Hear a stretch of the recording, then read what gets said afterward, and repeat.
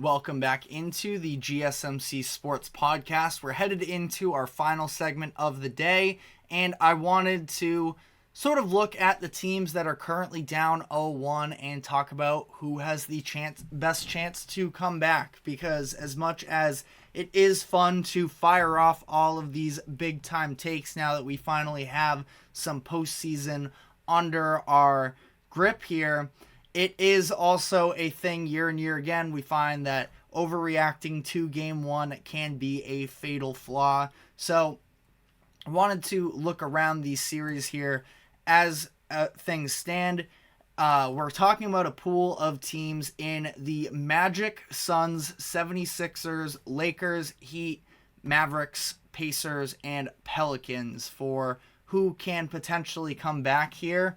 And there are, like I mentioned during the show, a couple teams that were actually favored headed into the series that no longer are as a result of this first game. So for a lot of these books, you have some overreactions possibly.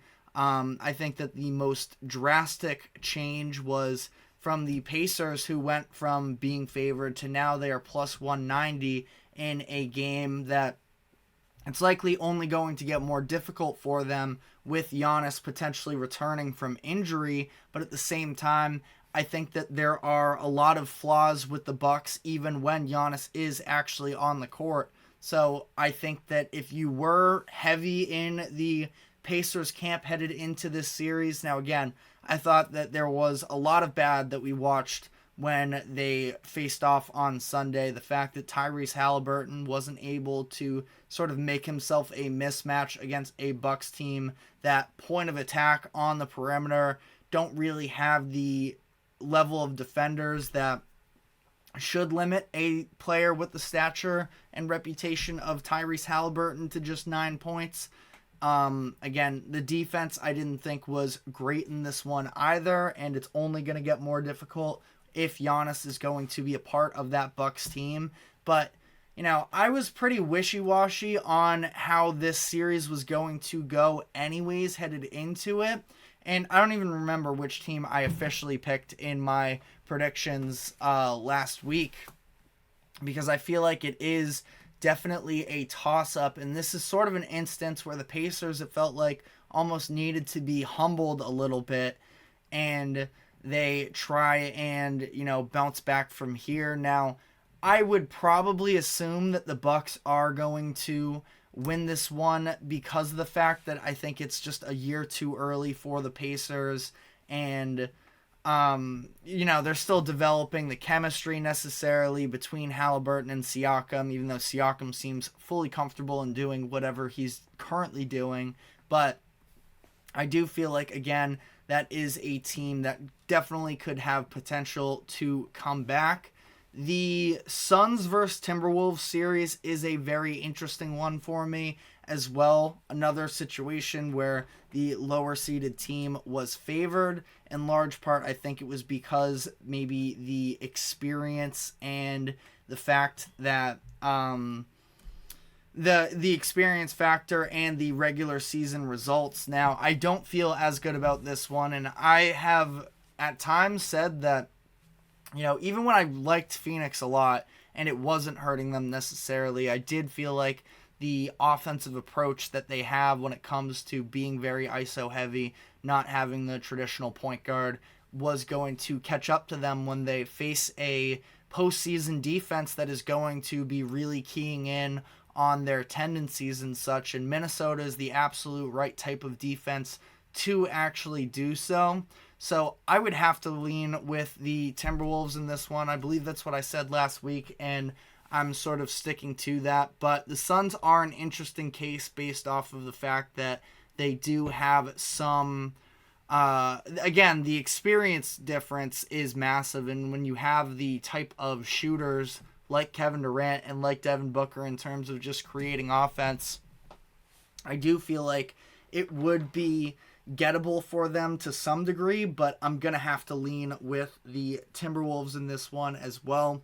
Like I mentioned also to start off the show, think the Pelicans probably have the most value as things currently stand, being plus 700 against the Thunder. Now, this would take a lot for them, especially leaning on the no Zion experience that they'll have at least up until Game 5. Now, even from that point, it's still very questionable as to whether or not he'd be able to make a return. But I think the Pelicans, they are a very physical team that can sort of win these grudge matches. Now, the issue is that late game offense, like we saw last night. I thought that Willie Green did a really good job drawing up a couple of plays after timeouts headed into the fourth quarter and even some during the fourth quarter. But I got to say, I really did not like the final possession of CJ McCollum getting switched onto Cason Wallace. That was the second straight possession they did so. It was clear they thought that was a matchup worth exploiting, but I just don't know about it. And Cason Wallace had a tremendous job there of tipping the ball from McCollum, deflecting it, and forcing CJ into a very tough shot.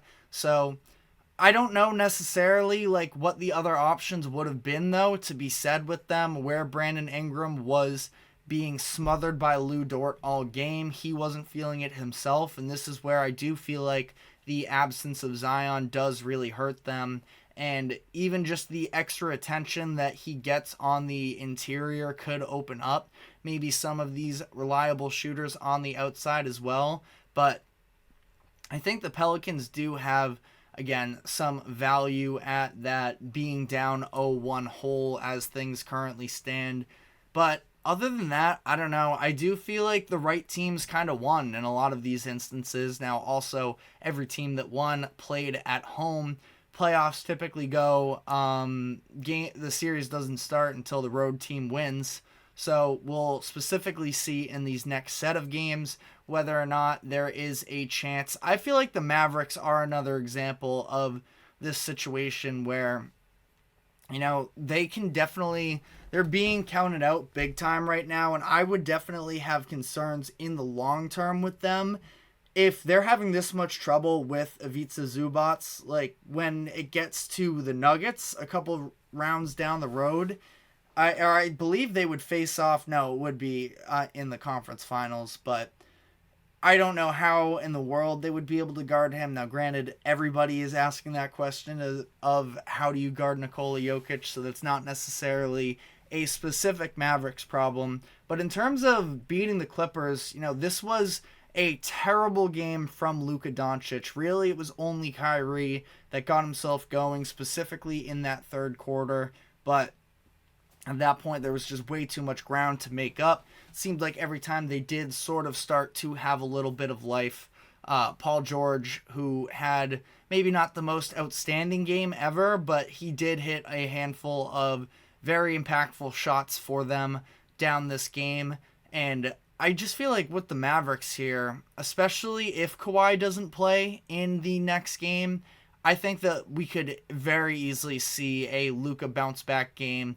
Again, his emotions were just sort of out of whack, it almost seemed like, in the team's game yesterday. Very frustrated with, just about everything.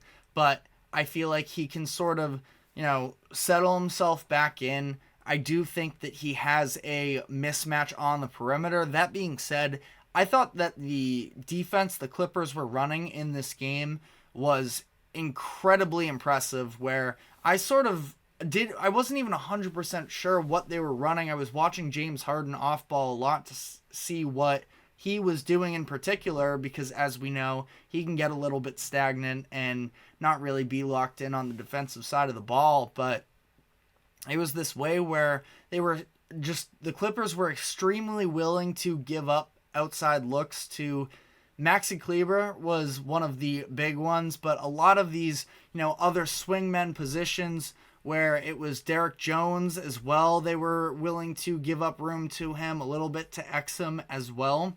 So I was really impressed with it, and especially, it was leaving that alone, but the rotations on the back end as well, where they're sending extra attention at a Luka or Kyrie, but the Clips just sort of used their space against them, where whoever the big man was, they were playing off of him. And I just thought that Ty Lue did an incredible job from both a defensive standpoint, schematically, and from some of the plays he drew up as well to regain momentum in that fourth quarter when the Mavericks would make little bits of runs where after the timeout he would draw up really nice plays for them. But the Mavericks are a team, because I feel like we're looking at a pretty unlikely scenario where the higher seeded team wins every single round. But the Mavericks are a team that I don't love. I like the Mavericks a lot. I've loved watching them this season. In terms of winning the finals, I've never seen that necessarily with them.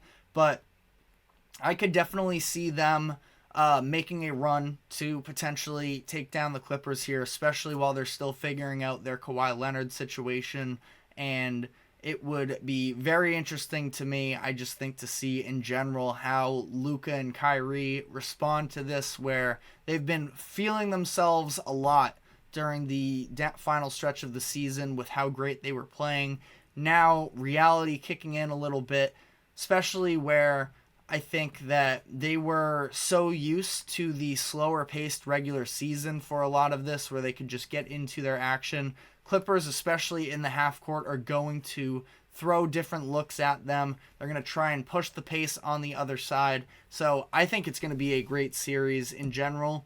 But I think that part of that is because the Mavericks do actually have a chance in this one. But that is all we have time for today. Thank you very much for tuning in to the GSMC Sports Podcast. Thank you to the GSMC Sports Network for allowing us to host this show. We will be back tomorrow afternoon. I know that we got the Zach Wilson news during the show today, so we'll have more on that, more on the NBA playoff games from tonight, and everything else that happens in the latest with sports. So we will see you then.